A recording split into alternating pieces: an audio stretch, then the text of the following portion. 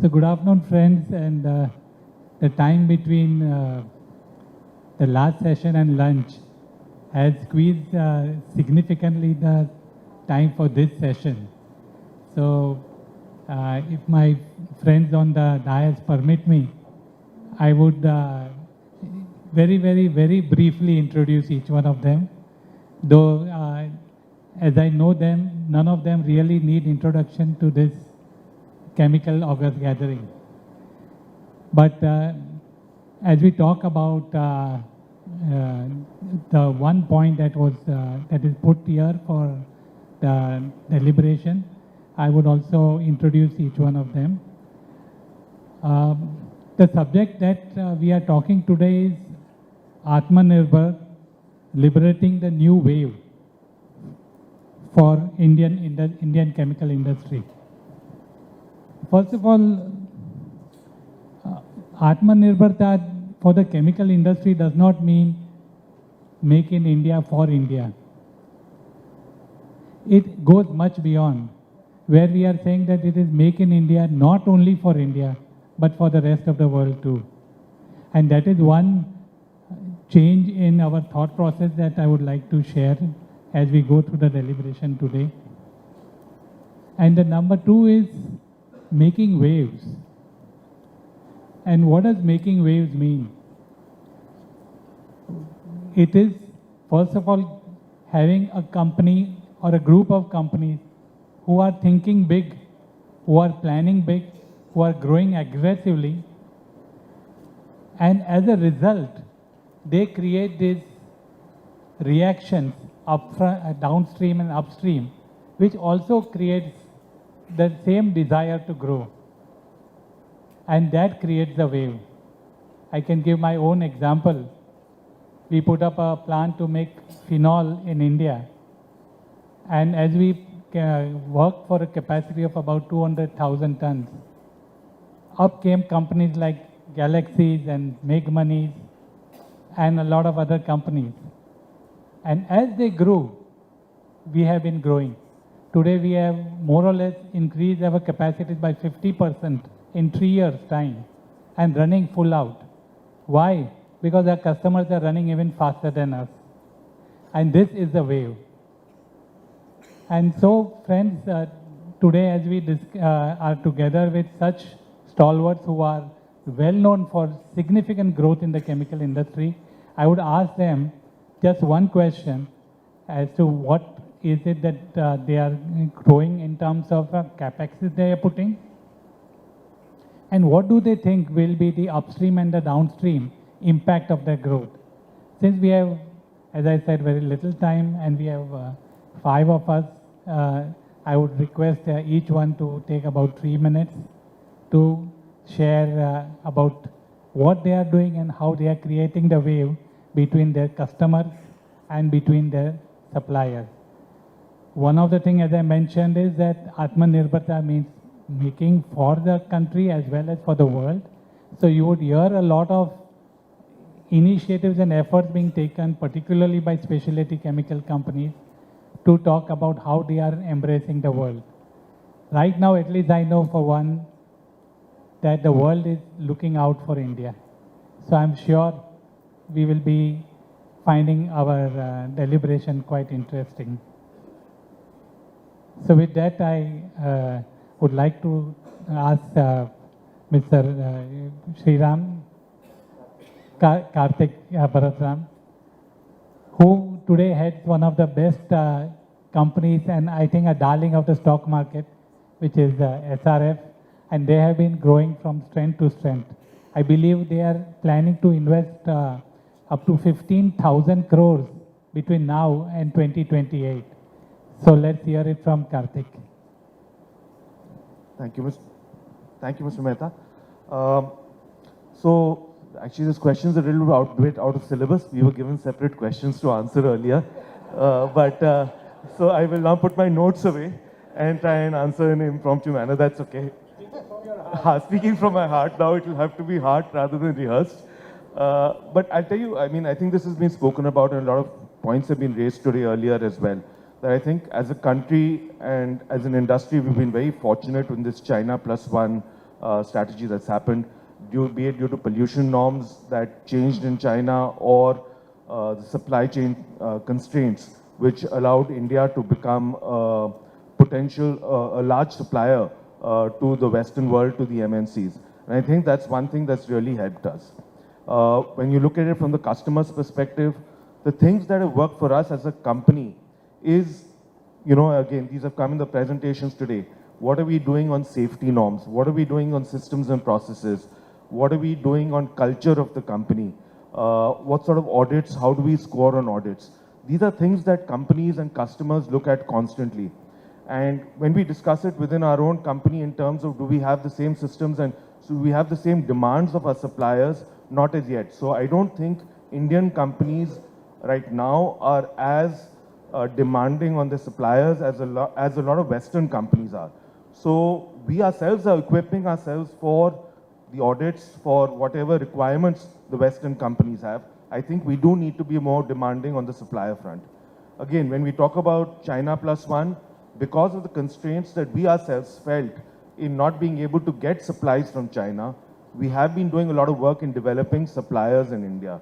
And I think this is going to be a huge boon, whether it's from a logistics perspective, whether it's the sort of mental abilities, and we know that India's traditionally been good in knowledge industries. Spec Chem, R&D, etc. is also a knowledge industry. And I think the amount of work and the potential that I see India having in this is huge. So we ourselves would like to develop a whole large supplier base in India. As a company, we are about 80% export oriented. So India is not a very large market to us, but the Western world is. As is China, a market to us. And this is something that will remain a part of our DNA, saying that the global economy is our market, it's not necessarily India. But I feel that the chemical industry offers ample opportunities for growth right now. We are predominantly a fluorine player, but looking at other areas as well. And we feel that the growth opportunities that exist in the future will be many to come. I'm going to, again, just in the interest of time, leave it at that. Thank you. Thank you, Karthik. It reminds me, one of those days in my school, my teacher came up and said, boys, tomorrow I'm going to give you a surprise test. So Karthik has answered very well on a question which he was not organized to. And I would ask the same question to Shekhar, who heads Galaxy. If you know, Galaxy is a known name in the world of surfactants. And in the last 5 years has been literally doubling its turnover. Not only for domestic, but also for international markets. Galaxy has been doing wonders. It will, and I again know that one of the benefits of the wave is Deepak. When they grow, we start making more phenol.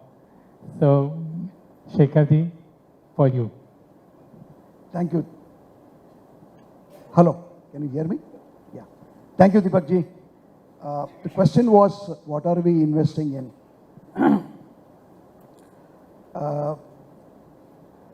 See, firstly, in terms of pure money investment and capital expenditure, we have been investing continuously in terms of increasing our capacities of existing products, but also investing in terms of putting up plants in terms of our new innovations. These innovations are obviously driven both by consumer trends as well as specific customer requirements. Now, particularly if you see the last few years, only, after COVID, the consciousness and awareness with respect to sanitation and hygiene has been significant, not only in our country, but across the world. And this has certainly engendered, quite a bit of growth in the year immediately after the COVID year. But however, a couple of other things happened, particularly with respect to supply chain uncertainty, high level of inflation, the geopolitical tensions, which has resulted in hyperinflation, which has certainly moderated consumption across the world. The only bright spot being India. India continues to grow. So when we talk about in this context of hyperinflation, the second level of investment that we do is on innovation. How do we innovate to ensure that we are able to be with consumer trends, but at the same time, particularly where the consumption has been impacted because of inflation and consumers are downtrading or seeking more value for money, the innovation has to be in the context of how do we create value for money products or value for money benefits as far as consumers is concerned. So the investment is also significantly with respect to innovation.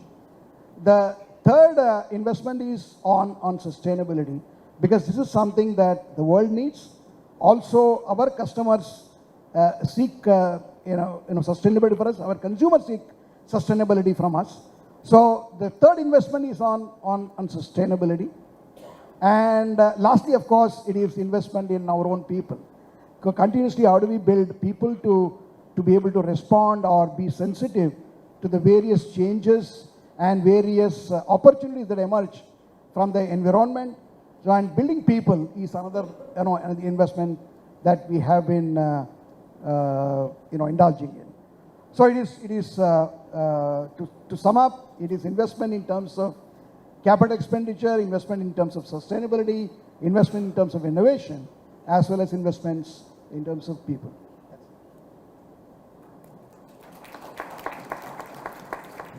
So both Karthik and Galaxy have been working on looking at customer facing, whether it is in India or abroad. And the more challenging a customer, the more they have been able to align themselves to reach for higher goals. And this is something that I think one lesson that as long as you have a very demanding customer, in the long run that is much better for you, because that is the only way you can continue to show such rapid growth. Talking about rapid growth, one of the other companies that is very, very well known in the Indian chemical sector is Make Money. And in the last 5-7 years, I think their ambitions have known no bounds. Right from just making pigments and agrochemicals, they moved into basic chemicals like chloralkalis, and they have moved into various other end uses, taking that value chain from what they were making, like chlorine, then chlorine-based downstreams. Today, they have just recently commissioned a plant to make epichlorohydrin. They are also getting into chloro-PVC. Really, one of the most aggressive companies that are growing in the country. We have Kaushal with me, and again, I would ask the same question: how are you creating waves for upstream and downstream? For a lot of companies in the chemical sector who are consuming caustic and chlorine, of course, the wave is already there with Make Money supplying a large quantity and constantly expanding chloralkali. Good afternoon, everyone, and thank you very much, Deepak Bhai, for such a kind words. How we are creating waves is a very interesting question. But as we are situated in the GIDC and GFL or Deepak Nitrite or Deepak Phenolics or SRF, they are our neighbors over there. So that pushes us, always to do something innovative. Because whenever I go to Dahej from Ahmedabad, I always cross these companies. And that gives us one kind of motivation that, okay, there are a lot to do, lot to grow. And obviously, there are many people sitting in this room who have created a wonderful setup for the Indian chemical industry over the last 50, 60, 70 years, including my father or uncle. And that has given us, not as a company, but as a country, as a base to take it or to launch, I would say, take chemical industry from here to the next level. And it's very interesting that today world is looking at India. Whether it's a China plus one you call it or Europe plus one you call it. But most important thing I would say is that we have a talent to prosper from here. And that is why everybody is looking at India. Coming back to his main question that where Make Money is growing and what our plans. Obviously, we are getting a lot of support from our neighboring industry for the growth, as well as government support is there now because government is focusing a lot on manufacturing sector. And in recently, we have completed our expansion in chlor-alkali field. Then we have done a lot of downstreams like chloromethane and hydrogen peroxide. Now we have just recently commissioned 5 months back our first plant in India of epichlorohydrin with a glycerin feedstock. So focusing more on the natural sources rather than earlier routes were based on the propylene. We have recently completed chlorinated PVC plant. And then we already announced our expansion in that, and also going for a chlorotoluene plants also. And this all expansion will take place in next 1 year or 1.5 years time. With that, with our previous people have touched upon, we are also focusing on R&D and setting up our R&D base. I strongly feel that as a, not only as a company, but as a country, we should focus more on now on the value-added jobs, which take the industry to the next level. And collectively, we have to come out of that thing that India is no more a third world country, but India is a developing nation. And as a youngster, we feel that it's our responsibility to take, put India on the global map. And that can not only happen by make money, but it's a collective effort. And when I see the progress of all other companies, that's what it makes us very proud that yes, we are in the right country at the right time. And as a company, we are also focusing on ESG. And we feel that we have to look at what are the best practices to be done, and that can only take the chemical industry forward. Thank you very much.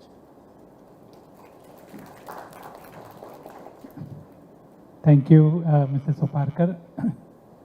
So one of the mantras that he lightly suggested was how do you really work closely with your co-players in the business, and physically being in one location like the Dahej and being neighbors also really makes each company work harder. And in a way, this also is a mantra where even with the government we have been talking about creating chemical clusters and really working to see how each one is also physically connected to each other. Be it, for example, Deepak buys hydrogen from GFL, from GACL, from Megmanis, produces products and makes those products to give it to its neighboring company, which is NoSil. And together, therefore, each one helps each other to grow faster. Therefore, one mantra has been that how do we really bring in that togetherness? How do we bring partnership between companies? We don't need to have equity contribution in each other as much as working to see that we are growing together. So one such company has been GFL, which has been growing very well, almost 1,000 crores investment every year. When GFL is a part of a much larger group, the Inox group, which has been working a lot more on green energy.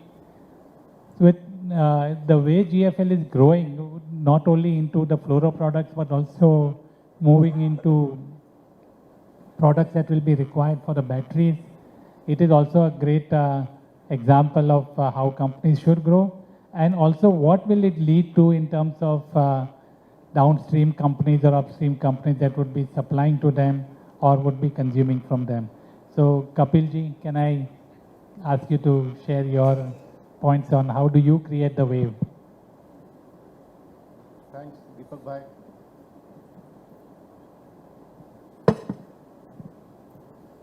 Thanks, Deepak Bhai, for the kind and encouraging words, and you have always been a source of encouragement for us. Well, for me, Karthik, the question is not out of course, because I didn't know the course itself. So, but anyway, whatever, I will try to answer to best of my capabilities. Gujarat Fluorochemicals has fluorine chemistry at the core. So what we identified in mid-2005 or something is that we will stick to our core competency and we'll try to build the molecules which take our knowledge of fluorine chemistry to the next level. From 2007 onwards, the seeds of Atmanirbhar Bharat started for us there itself, because we identified those products which were not being manufactured in India at all, and only the few legacy suppliers in the world like DuPont, Solvay, 3M, Daikin and AGC were the ones who were manufacturing these products. It was a tough journey, no doubt. So in 2007, we started with the first chain of fluoropolymer, that's PTFE, commonly known as Teflon. At that time, we had put a world economy scale plant, which was almost 5 times the consumption in India. People were wondering, how are they going to sell the product? However, within 3 years, we doubled our capacity. And now, in 2023, we are 4 times the capacity which we had put in initially. During our journey, we also added a couple of more products like fluoroelastomers, commonly known as Viton, majorly used in automobile industries, very integral part. Went into manufacturers product like PFA, PVDF, and all these are products which are not manufactured in India, at least till now. We, as Deepak Bhai was saying, that Atmanirbhar doesn't mean only producing for India. Around 70% of our product is exported to all the developed economies of the world, including USA, European Union, Japan. We also go and compete with China in their own markets also with some value-added products. I mean, that's something which I think is a very difficult task, but we have been able to do it. For us, now the road forward from here is that the good part is that we have some sunrise industries. The EV battery is the foremost in front, followed by semiconductor, which is yet to take off in India, but I think the moment it takes off, it's going to create a next round of chemicals and polymers and fluoropolymers consumption in India. There was a chip shortage, all of us know, for the last 2-3 years. Still it continues. But now the semiconductor market of the world is expanding. Even in India, we have identified that we need at least 10 semiconductor plants in next 7 to 8 years to cater just to Indian requirement. So all these are opportunities which are coming up. The next is probably telecom and 5G. All the people sitting over here probably have not understood the potential of what 5G can bring in, because the ultimate broadband traveling of the data is going to happen through polymers, fluoropolymers and chemicals and surfactants. So I think all of us should be ready for that. I was in US last month in one of the fluoropolymer conference. There was one presentation given by one of the association in USA which has electrical and electronics companies as its part.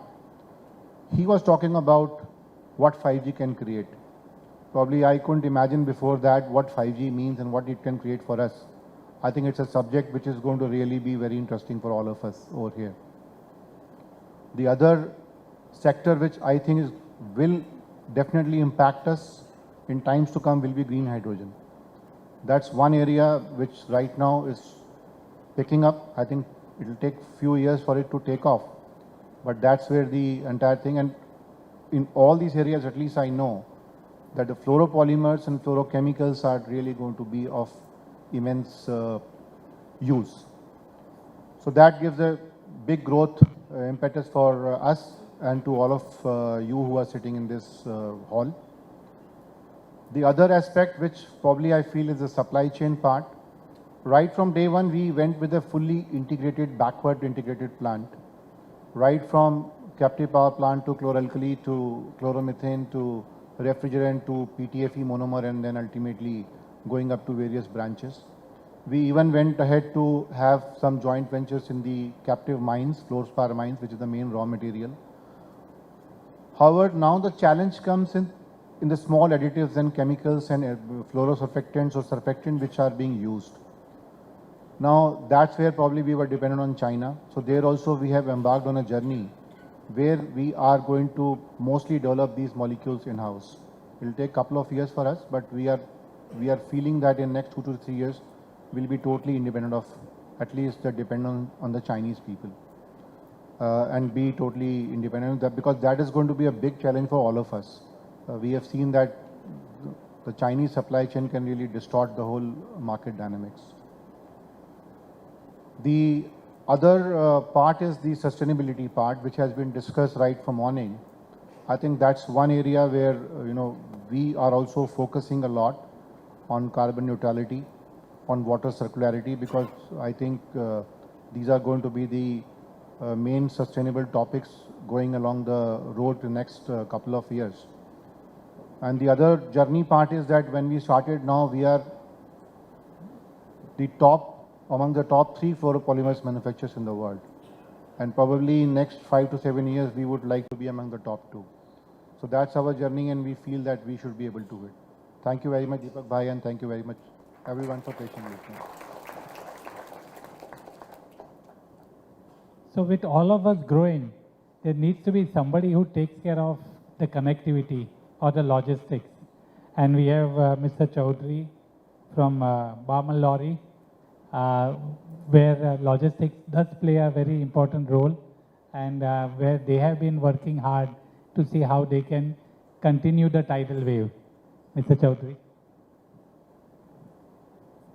Thank you very much. The entire hall, I think most of the people are from chemicals industry, and my panelists, of course, are entrepreneurs, owners of businesses, and we are a service provider. Bamalori has got different kinds of businesses, so many customers that we are having out here. Actually, we serve industrial packaging, steel drums. I think quite a few of the chemical companies out here might be using steel drums. And also we are doing, of course, logistics, as Deepak Bhai has mentioned. So when we are talking about investments, like the way this out of syllabus question is, in the industrial packaging side, we've already invested very big way in ultra modern steel drum plant at Taloja, and we've also taken up land at Saika in order to come to all of you at GIDC. So hopefully that plant will also come up soon. On the logistics front, I think it's very interesting because we are investing in logistics parks, multimodal logistics parks. So we've got one at Vizag in collaboration and equity joint venture with Vizag Port Authority. Plus we've got warehouses, etc., etc. But one of the most interesting projects that we've now embarked on is private rake operation. So that is, there's a scheme that Railways has come up with called SFTO. I think it's called Specialized Freight Train Operator, and they liberalized it. So they've added an L and call it liberalized SFTO. But given the rake shortage in the country, so it is a very it's providing encouragement to operators, private people, etc., to own and operate rakes, and they've got some great incentives. So it's right now, certain set of industries are eligible for it. So our first project we are taking up with is in steel sector, but then chemicals, fertilizers, and aluminium, etc., are also listed down.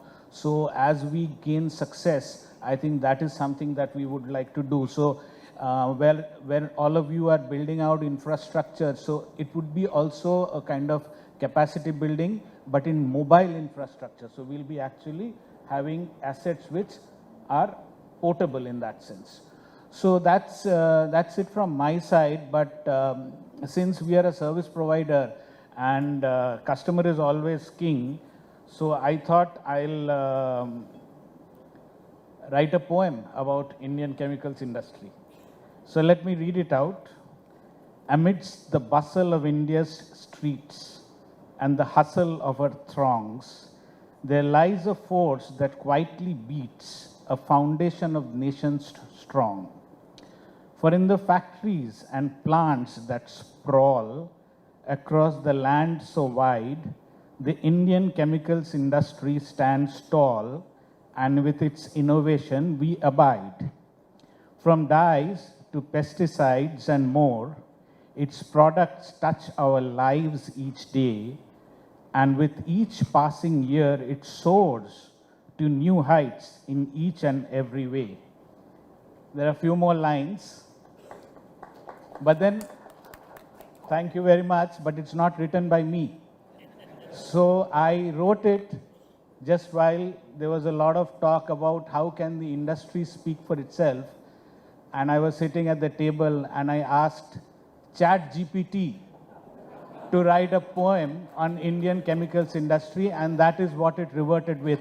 So excellent work by the chemicals industry, but it also, I'd just like to bring about the fact that technology is going to completely disrupt.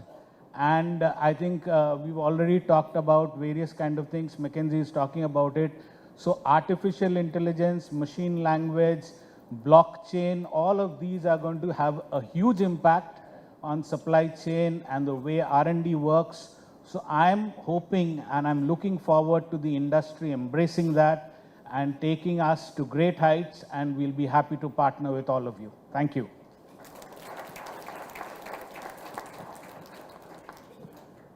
That was great, Mr. Chaudhary.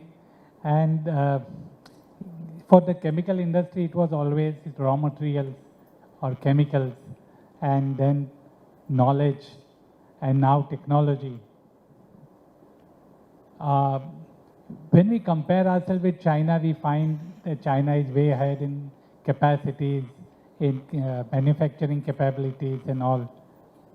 But really, if at all, China is way ahead in the world in terms of entrepreneurship, in terms of wanting to grow fast, wanting to be ahead of the times, ahead of the world. And when I sit here as a part of the chemical industry, I feel India is also equally getting to be driven and has the same strength as what China has, and that is entrepreneurship. As the few of us who are here on the stage, and each one of them has been brimming with growth opportunities. There are so many more on the other side of the table. The Alkylamines of the world, the Aartis of the world. Each one of them are brimming with that entrepreneurship, that desire to grow, that desire to excel. And therefore, I do feel that the chemical industry in India is certainly, with whatever challenges that come, we will certainly more than last those challenges. And today morning, as Avinash Goyal talked about achieving 1 trillion by 2040, I'm sure you will agree with me that we will beat this record and we will touch this level of 1 trillion by 2035. Thank you very much.